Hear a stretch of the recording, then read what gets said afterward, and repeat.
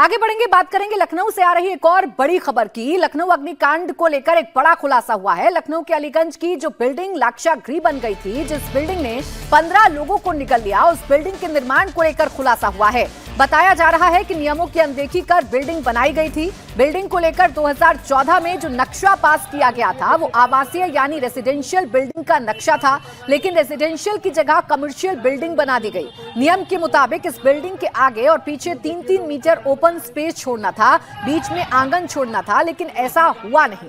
Commercial building में आने जाने के 2 रास्ते होने चाहिए, लेकिन यहां सिर्फ एक रास्ता बनाया गया और उस रास्ते में भी एसी की आउटर यूनिट्स लगा दी गई। इतना ही नहीं, दरवाजे पर बायोमेट्रिक सिस्टम लगा दिया गया था। आग लगने के बाद बिजली डिस्कनेक्ट होते ही गेट ऑटोमेटिक लॉक हो गया। बिल्डिंग में बिजली के काम जो किए गए थे उसमें भी लापरवाही बरती गई।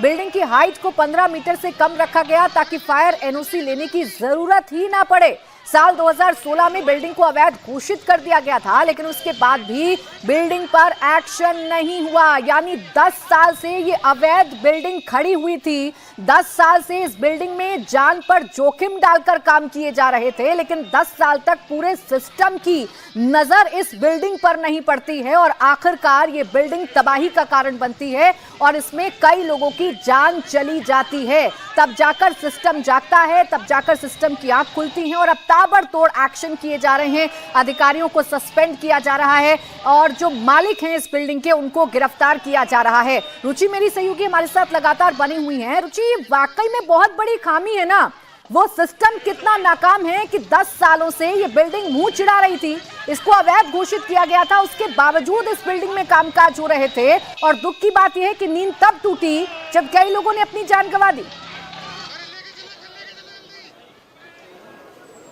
सबसे बड़ी तकलीफ तो यही है कि ये बिल्डिंग, अब ये कहा जा रहा है कि इसको गिराया जाएगा। एलडीए ने नोटिस दे दिया है कि या तो इसके जो मालिक लोग हैं खुद गिरा दें या एलडीए गिरा देगा। लेकिन ये कार्रवाई अगर पहले हो जाती तो जो 15 बच्चों की जान गई है, जिनके माँ बाप के बच्चे छिने हैं, वो हादसा नहीं होता, वो हादसा बच जाता।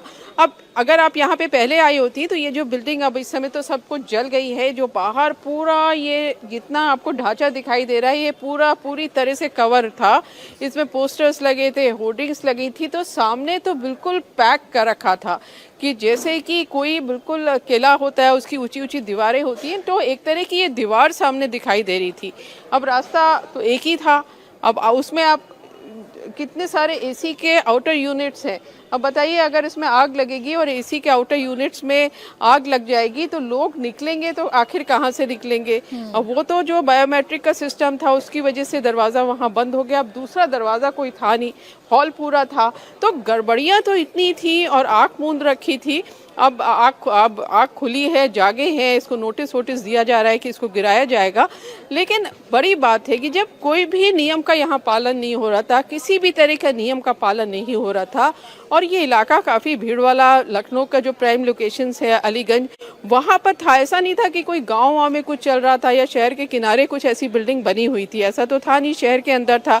तो आखिर लोगों ने इसकी जाँच पड़ताल क्यों नहीं की, एलडीए की टीम यहाँ पर क्यों नहीं आई।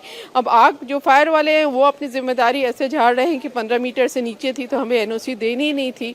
तो जब कोई भी नियम का पालन यहाँ नहीं हो रहा था, तो आग फायर वालों ने इस नियम का पालन क्यों किया कि ये 15 मीटर से नीचे की बिल्डिंग थी, इसको हमें एनओसी देने की जरूरत नहीं है, क्यों उन्होंने इस नियम का पालन किया। तो सारी गड़बड़ियां थी और सिस्टम में, और सिर्फ इस बिल्डिंग की बात नहीं है। लखनऊ में अगर आप आएंगी तो यहाँ जो गोमती नगर इलाका है, अलीगंज का इलाका है, इंदिरा नगर का इलाका है, ये रेजिडेंशियल इलाके हैं, उसमें बीच बीच में मार्केट बनाए गए हैं। लेकिन रेजिडेंशियल जो इलाके हैं उसमें कमर्शियल एक्टिविटीज़ चल रही हैं और इस तरह की बड़ी बड़ी बिल्डिंग्स इस तरह से इलीगल, क्योंकि जैसा आपने भी बताया कि 3 मीटर आगे 3 मीटर पीछे छोड़ना चाहिए था, बीच में खुली स्पेस छोड़नी थी, लेकिन वो नहीं छोड़ी जाती कि एक एक इंच का पैसा वसूल लिया जाए, एक एक इंच पर निर्माण कर लिया जाए, जिससे जो बिल्डर है, जो उसका मालिक है, सिस्टम है, और उस भ्रष्ट सिस्टम का खामियाजा आम लोगों को भुगतना पड़ता है। और जब जिम्मेदारी तय करने की बारी आती है तो जिम्मेदार अपनी जिम्मेदारियों से पल्ला झाड़ लेते हैं। अब कार्रवाई हो रही है, सिस्टम की आंख खुल गई है, लेकिन फायदा क्या? 15 लोगों ने अपनी जान गंवा दी है।